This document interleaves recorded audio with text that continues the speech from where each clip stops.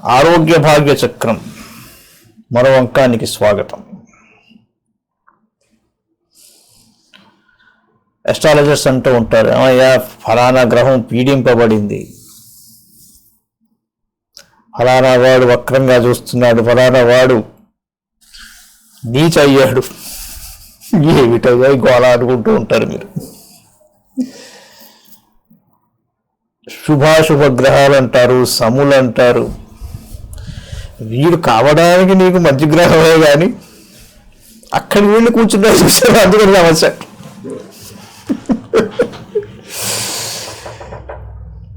Astrology per say is a very interesting subject. దాన్ని చాలామంది ఇంట్రెస్టింగ్గా ఎలా ఉండకూడదు అలా చేశారు, అది వాస్తవం. ఒక ఎస్ట్రాలజీ బుక్ తీసుకుని 2 పేజీలు తిరగేసిన తర్వాత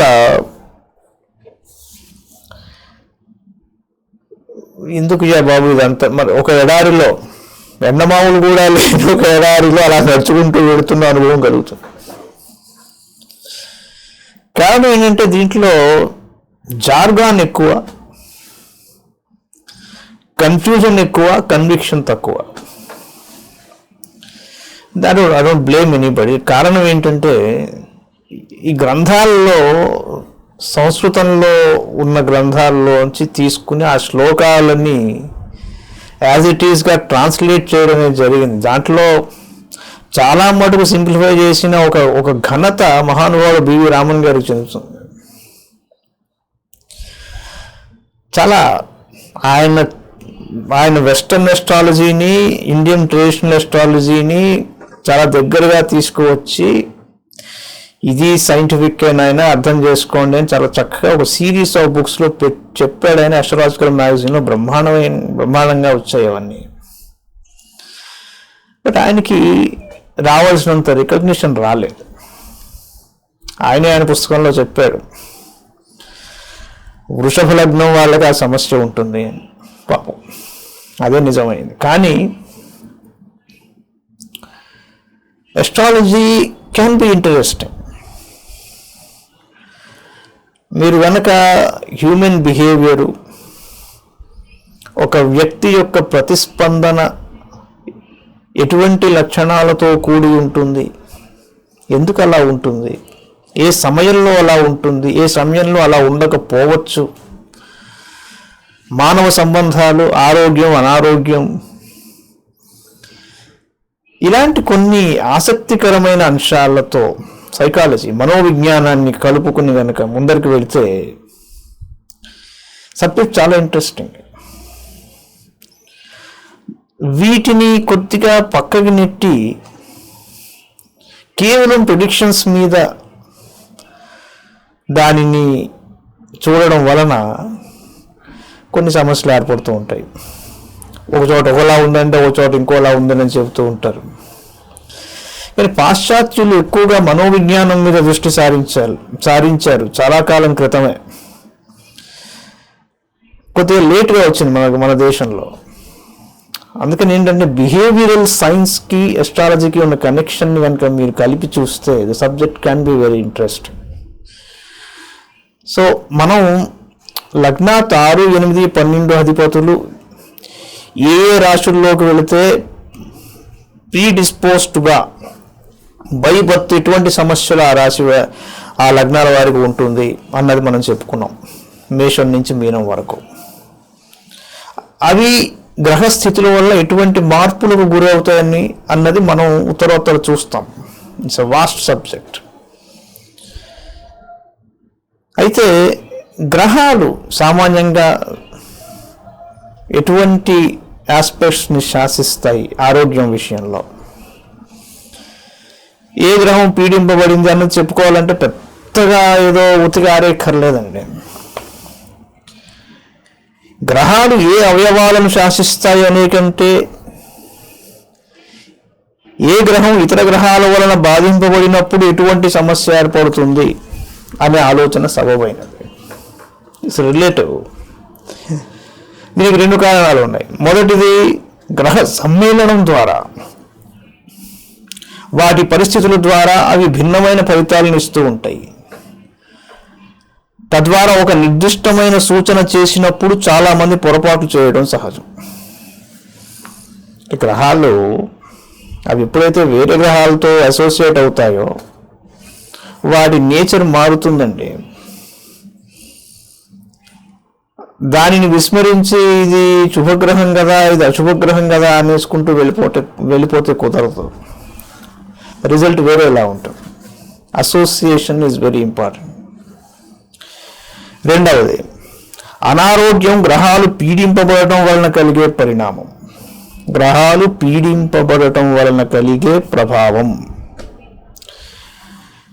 అందుచేత ఏ గ్రహం ఎలా పీడింపబడితే ఎటువంటి అనారోగ్యం కలుగుతుందో చర్చించుకోవటం ఉత్తమం. This is the fundamental principal of medical astrology. గ్రహం లేదా స్థానం పీడింపబడటం అంటే ఏంటో స్వల్పంగా చూద్దాం. పెద్ద రీసెర్చ్, పెద్ద రాకెట్ సైన్స్ కాదు అది.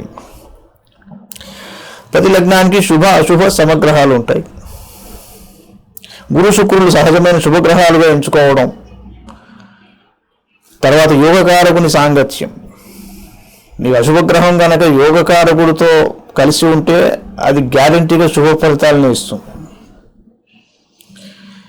శని రాహుకేతువుల సాంగత్యం, దృష్టి, ఆస్పెక్ట్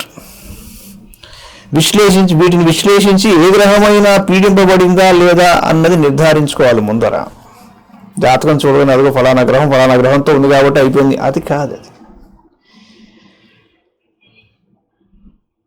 యోగకారకుడుగా కానీ మూల త్రికోణంలో కానీ శని ఉంటే శని పాపి కాడండి. సో శని సంయోగం వలన చాలా మటుకు కనిపించేస్తూ ఉంటాయి కొన్ని. వాటన్నిటిని డైరెక్ట్గా సింపుల్గా నిర్ధారించడం సబబైనది కాదు. యోగకారకుడు అయితే వృషభ లగ్నం కానీ తులాలగ్నం కానీ, లేదంటే కుంభంలో శని ఉన్నా కూడా శనితో ఏ గ్రహమైనా కలిసినా అది పీడింపబడలేదు అని నిర్ధారించుకోవాలండి. ఇవాళ చాలా సింపుల్గా ఫస్ట్ కేవలం రవి గురించి చెప్పుకుందాం. రవి పీడింపబడ్డాడండి, లెటస్ సే.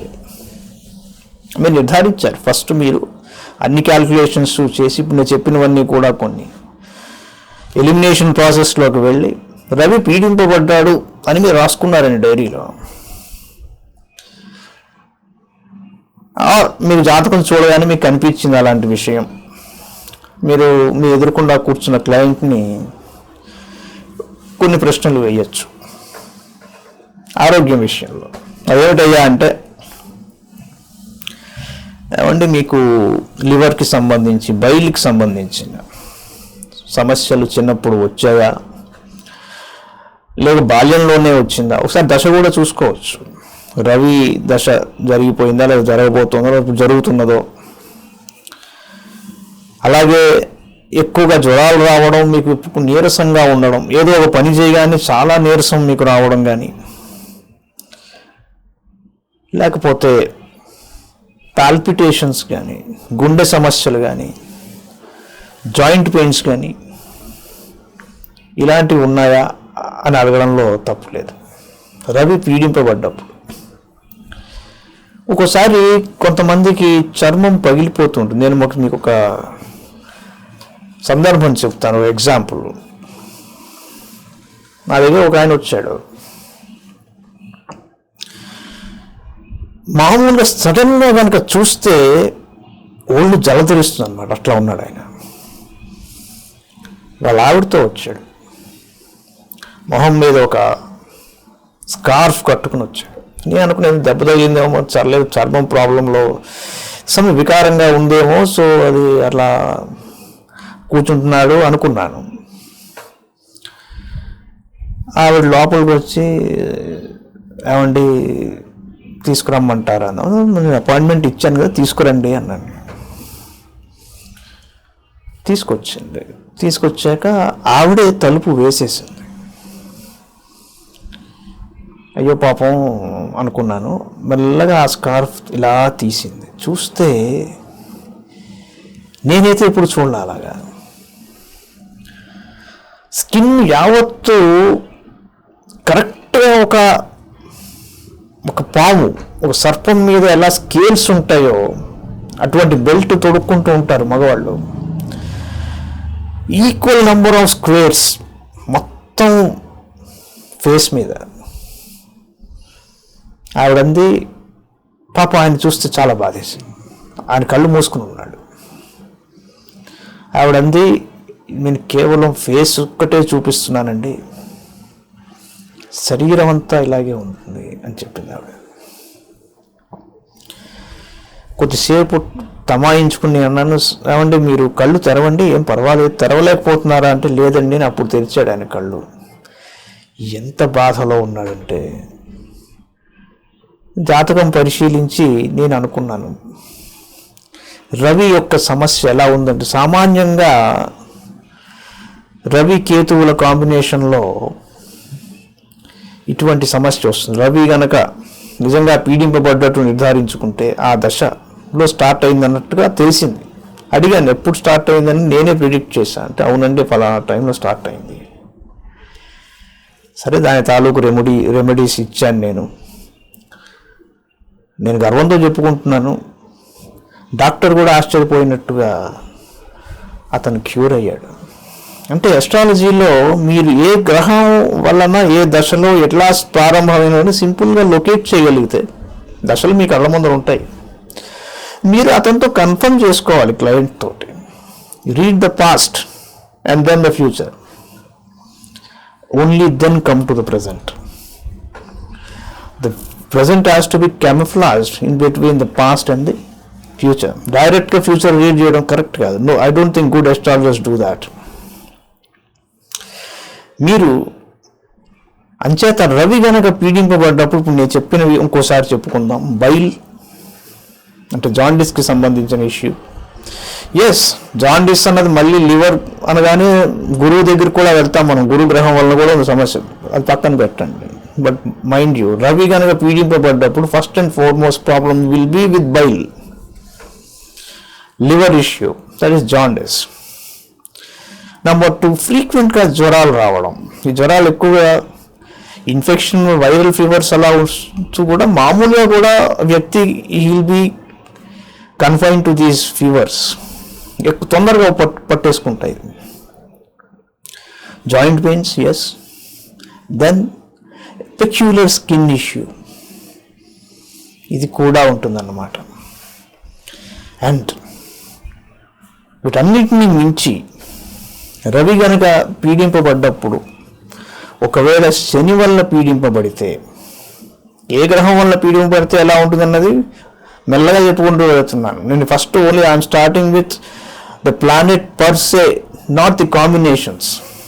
రవి పీడింపబడితే ఏమిటి, ఇవి చెప్పుకుంటున్నాం మనం.